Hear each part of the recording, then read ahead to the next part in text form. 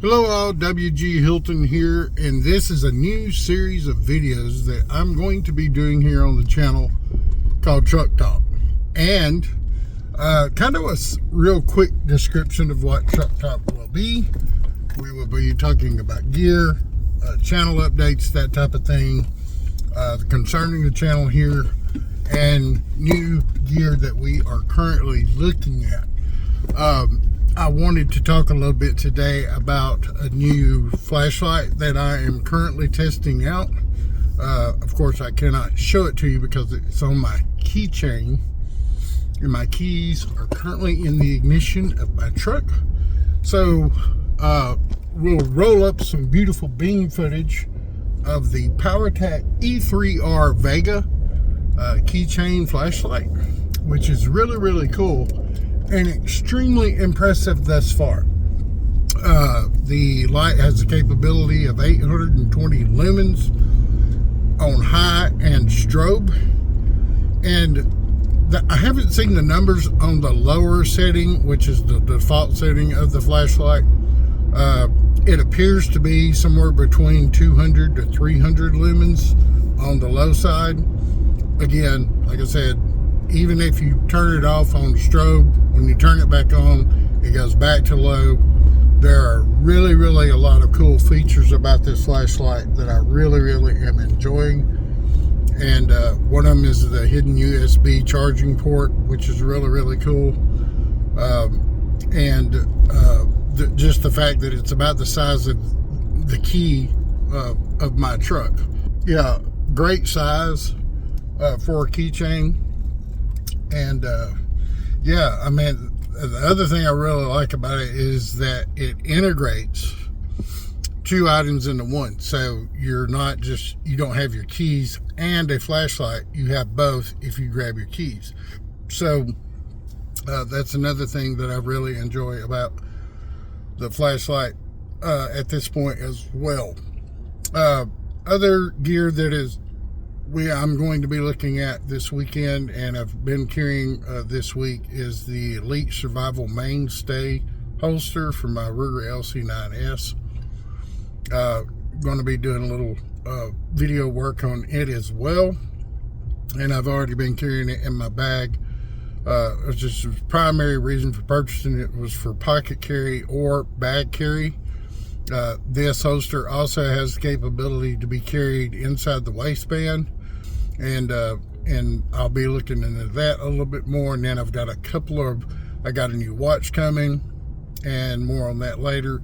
And I also have a new Civivi, I'm trying to remember the name of the knife now. It's Hyper Pulse, which is a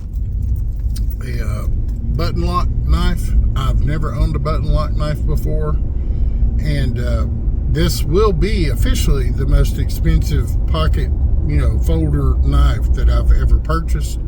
But it seems really cool, and I'm excited to get in it and check it out as well. If you guys and gals have any questions, comments, and or suggestions about certain gear or anything related to the channel, let me know, and I will address them in future videos of this series. And I don't know if you guys know the history of the channel here, but I'm not really big into creating negative review videos. I try my very best to stay away from negative types of reviews, because I don't like negative products, because I spend my hard-earned money on this stuff, and I prefer to buy something, and I tend to research items very well before I pull the trigger on something that costs money. It's just the way it is. I have to do this stuff on a budget, as many of us do this day and time, and that's really what this channel is all about. I prefer items in EDC or in any capacity, in any walk of life, any type of product that you could ever buy, that punches above its price point. And what I mean by that, it is better than the price that you paid for whatever piece of gear it was that you purchased, or whatever product it was So like the Powertac E3R Vega flashlight, I think it's currently like $42.95 on the Powertac website, and that flashlight easily punches well above that price point. I believe this flashlight to be a $60 to $70 flashlight all day long and twice on Tuesday, and it performs well above a $43 price tag, in my opinion. Now, there was an update that I posted on the community post, or the community section of the channel, I should say, and you guys can go read that if you would like.